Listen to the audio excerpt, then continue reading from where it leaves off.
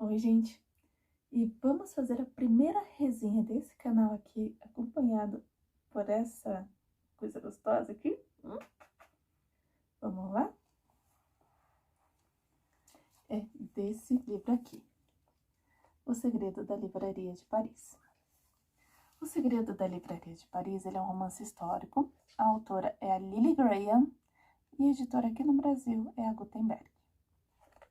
Ele conta a história de Valerie, uma jovem francesa que aos 3 anos de idade é enviada pelo avô, o Dupont,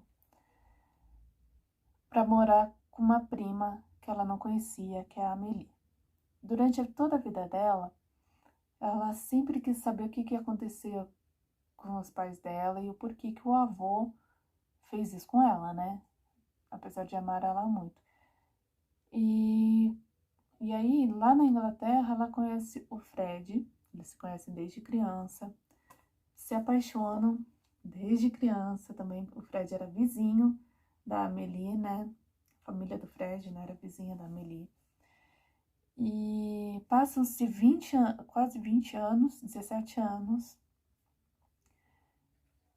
Ela relata essa vontade de conhecer a história dela, tudo pro Fred. E o Fred vê num jornal um anúncio para uma vaga de emprego de livreira na livraria do avô. É quando ela descobre que a Amélie mentiu ao dizer que o avô havia morrido e que ela era a única parente viva da Valerie, né? Foi quando a Valerie, ela escreve uma carta se passando por outra pessoa, chamada Isabelle Henry. E o avô responde, sem saber que é a Valerie, nada, né? Dando as coordenadas de onde ficaria a livraria. Mesmo contra a vontade de Fred, ela vai para lá, né? E aí chega lá na livraria do avô e fala que ela veio se candidatar à vaga. O avô viu viu as características dela, achou ela muito parecida com a filha, que é a Mireille, que é a mãe da Valerie, mas não a reconheceu, tá? E deu a vaga de emprego para ela. No decorrer do livro, assim, a Valerie conhece a melhor amiga da mãe, a senhora Joubert, e é ela que descobre que a Valerie é a neta do Dupont e conta tudo o que aconteceu com a mãe dela. Mas a parte mais importante, quem conta é o Dupont, quando descobre que a Valerie é a neta dele, tá? E daí no decorrer do livro, a gente descobre que a Mireille, ela tinha 18 anos, né, na época, mais ou menos. No decorrer da história a gente vê, né, o que acontece com ela, mas ela é perseguida por um soldado nazista. Nesse meio tempo acontece esse soldado nazista faz uma coisa contra ela e o pai a defende, ele vai preso, o Dupont. E antes de ir preso, ele pede por um médico, que é nazista, que é cliente lá da loja. É um nazista que descobre todos os horrores que o governo de Hitler está fazendo contra os judeus, contra os franceses ali também, porque a França, o Paris, né, foi realmente abandonada durante a Segunda Guerra Mundial, então os alemães se apropriaram de lá, né, da cidade. E ele fica descontente com tudo isso e ele aceita o pedido do pai para proteger a filha. Só que o pai não contava que os dois iriam se apaixonar, ela engravida da Valerie, e os dois se casam, mesmo sendo contra a lei alemã, tá? Nesse meio tempo, a Valerie nasce, aí na festinha de 1 ano da filha acontece uma coisa da Valerie, né? Na festinha da Valerie acontece uma coisa que muda totalmente a vida dela e do avô. Nisso, a senhora Joubert, a gente descobre durante o livro que que é a melhor amiga da Mireille, ela era da resistência, ela estava exilada na Espanha, tá? E aí ela conta que dela volta para a França depois da guerra atrás da Valerie. Só que quando chega lá, o Dupont já fala para ela que ele enviou a Valerie para morar com a Amélie, que não sabe onde é que elas estavam morando.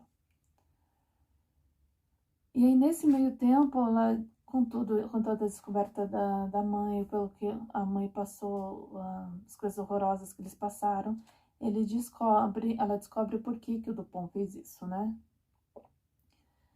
E assim. Aí o Fred arranja vou dar um pequeno spoiler, o Fred arranja um freelancer como jornalista lá em Paris, encontra a Valerie lá, e daí eles, né, namoram, tá, e ela acaba engravidando, e ela conta no final, lá no final do livro, ela conta pro Dupont que ela é neta dele, que ela tá grávida e tal, não sei o que, ele fica triste, assim, né? Porque ele acha que ela vai abandonar, porque quando você vai, no decorrer do livro, você vê que a relação deles vai se estreitando muito. Porque, assim, na Inglaterra, a população inglesa tem o hábito de tomar chá. E lá ele começa a comprar chá para ela, comprar biscoitos, tudo para agradar ela. Mas eu acho que no fundo ele já sabia que ela era a Valerie, né? E não era a Isabelle Henry. Enfim. E aí, no final, assim, essa história é toda contada por uma Valerie de 70 e poucos anos, viúva, e contada por uma completamente estranha, né? Mas aqui é a Anne, mas que no final da viagem de metrô, elas se tornam grandes amigas. E a Anne fica interessada pela livraria dela, pela história, livraria, porque fica emocionante, né? E, assim, depois que eu li o livro, eu li a nota da autora. Eu dou 5 estrelas para ele, tá? Ele a leitura é muito fluida.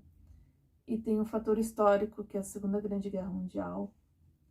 E depois que eu li, como eu falei, eu li a nota da autora, ela resolveu escrever esse livro depois de ter lido um artigo que falava sobre os filhos, por assim dizer, dos nazistas na França e do preconceito que eles sofriam, né, e que até a mãe sofria. Eu vou dar uma lida aqui para vocês lerem a nota, tá? No final do livro, que é muito bacana. A nota da autora. Esta história foi inspirada por um artigo que li no Independent, chamado A França Finalmente Reconhece Seus Filhos da Guerra. Na França, durante a Segunda Grande Guerra, 200.000 crianças nasceram da união de soldados alemães com mulheres francesas. Quando a guerra terminou, as mulheres desses relacionamentos foram tratadas como colaboradoras. Muitas delas sendo presas, executadas e humilhadas, tendo suas cabeças raspadas e sendo expostas pelas ruas de Paris, perante multidões furiosas. O estigma de ser fruto dessa união permitiu que, por algo que não tinham culpa, algumas dessas crianças fossem estigmatizadas, banidas e ridicularizadas. Tanto que muitas delas, quando puderam, recorreram a parentes alemães, e foi ali que algumas foram acolhidas. A ocupação, no entanto, foi uma história de sobrevivência. A cidade de Paris foi, de fato, abandonada pelo governo. E, em várias circunstâncias, suas mulheres se viram sós, tendo que se defender. Algumas foram estupradas e torturadas, e muitas resistiram. Algumas, de fato, apaixonaram-se, outras dormiram com soldados para melhorar sua situação e a de seus filhos. Em meio a tudo isso, tentaram lidar com uma situação muito injusta. Tentaram sobreviver. Não me propus escrever um romance entre um oficial alemão e uma francesa. Mataus, que é um médico nazista, apareceu. Então comecei a imaginar como seria se um oficial como ele começasse a questionar as práticas do seu governo e o que isso poderia acontecer. Contudo, a trama central nasceu desta pergunta: o que um pai, uma mãe, um avô ou uma avó fariam se soubessem que poderiam poupar a criança da dor de ser ridicularizada e rejeitada por algo do qual não tinham controle? Devo notar, no entanto, que os alemães não eram os únicos a gerar filhos em território inimigo. Na verdade, estima-se que 250 mil crianças foram geradas por soldados aliados com mães alemãs durante a Segunda Grande Guerra, e muitas delas não tinham ideia de quem fosse o pai, sendo estigmatizadas por sua própria comunidade. Tocar nesse assunto permanece difícil em ambos os lados. É verdade o que Valery diz no começo da história. O que muitos homens não perceberam depois de travar em todas essas guerras é que, no fim, não existem verdadeiros vencedores. Existem apenas vítimas, e elas continuam aparecendo muito tempo depois da guerra. Para os filhos dessas guerras, que suportaram suas cicatrizes psicológicas, isso continua verdadeiro. Para os objetivos dessa história, alguns dos acontecimentos e a escala de tempo foram ligeiramente alterados, tais como o uso obrigatório da estrela de Davi, que não ocorreu tão rapidamente como foi retratado no romance. Da mesma forma, a patente de um médico graduado, embora tecnicamente um capitão, na Wehrmacht, não exerceria uma posição de autoridade no exército, fora do corpo médico. E aí, gostaram? Eu recomendo muito a leitura. Leiam esse livro aqui.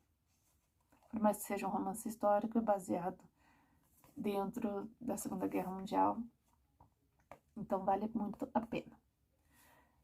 Aproveitando, quero pedir para vocês deixarem um like, se inscrevam no meu canal e comentem e compartilhem com quem gosta de ler. Beijinhos, gente.